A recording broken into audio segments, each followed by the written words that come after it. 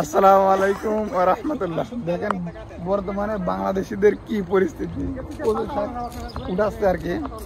আর এই জায়গায় প্রচুর পরিমাণে কচু শাক আছে। আজকে কচু শাক উঠাতে আসলাম বিন মোহাম্মদ ভাই, ফিরোজ ভাই আর ইউসুফ ভাই।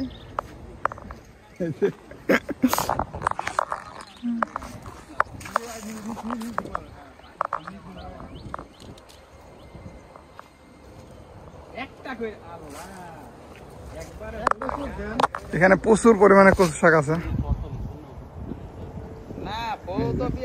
একেবারে পরিষ্কার।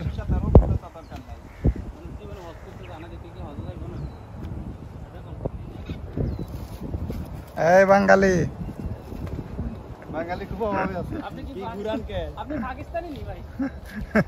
না কথা তো পাকিস্তানি। বাঙালি খুব অভাবে আছে। ফিরোজ ভাই লাগে মেন কারিগর, কচু শাক উঠাচ্ছে। আর এই যে দিন মোহাম্মদ ভাই কচু শাক উঠাচ্ছে।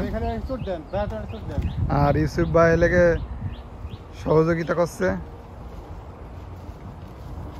আর আমি এলাকে ভিডিও করছি। সবাই কিন্তু সমান ভাগ পাবে। আমি ভিডিও করে সমান ভাগ পাবো না ফিরোজ ভাই?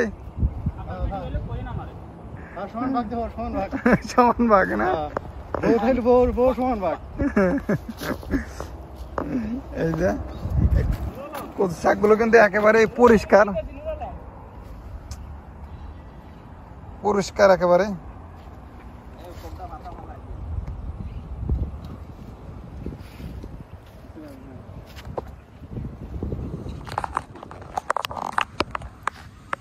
এই জায়গাটা কিন্তু একেবারেই পরিষ্কার। পানি আছে নাকি ফিরোজ ভাই? ফিরোজ ভাই, ওই ভিতরের দিকে পানি আছে আর কি, মানে সাইডের দিকে পানি নেই আর কি। আর এই কচুগুলো কিন্তু একেবারে পরিষ্কার। ইউসুফ ভাই দেখেন কচুগুলো একটু, একেবারে চকচকা। এটা এমনি খাওয়া যাবো? ইউসুফ ভাই কাঁচাই খাতে যাচ্ছে। বার্গারের সাথে দিয়ে খাওয়া যাবে না ইউসুফ ভাই? এখন কচুর ফল দিয়ে বার্গারের সাথে দিয়ে খাবে। আমরা আসলাম মালয়েশিয়াতে, কিন্তু সব ধরনের সবজি অ্যাভেলেবল পাওয়া যায়, কিন্তু এই কচুর শাকটা কিন্তু সচরাচর ভাবে বাজারে বিক্রি হয় না। এই জায়গার লোকজন হয়তো বা জানে না যে এই কচুর শাকটা খাওয়া যায়, যার কারণে বাজারে এটা পাওয়া যায় না। আর এমনি এদিক ওদিকে গ্রামের যে সাইড আছে এই জায়গাগুলোতে কিন্তু এগুলো রাস্তার পাশে, মানে কিছু কিছু জায়গায় এগুলো কিন্তু এমনি হয়ে থাকে। আর এগুলো উঠায় নিয়ে গেলে কেউ বলবে না, কিছুই বলবে না।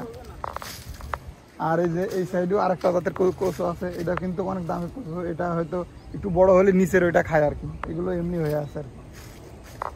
আর মূলত এই যে এই সাইডে আছে পাহাড় আছে, সব পাথর। আপনারা এটা দেখতে পাচ্ছেন, এগুলো পাথর আর কি, পাথর। এগুলো সব জঙ্গল। এই যে ফিরোজ ভাই উঠাচ্ছে। এই ফিরোজ ভাই মাঝখানের কচু উঠান। আমাদের কচু উঠানো হয়ে গেছে, আমরা এই জায়গা থেকে কচু উঠালাম এখন। আর আমাদের রুম এই সাইডে, আমরা এখন চলে যাব। দেখা হবে পরবর্তী কোনো এক ভিডিওতে। আল্লাহর অশেষ রহমতে আপনারা ভালো থাকবেন, সুস্থ থাকবেন। আসসালামু আলাইকুম ওয়া রাহমাতুল্লাহি ওয়া বারাকাতুহু। আল্লাহ হাফেজ।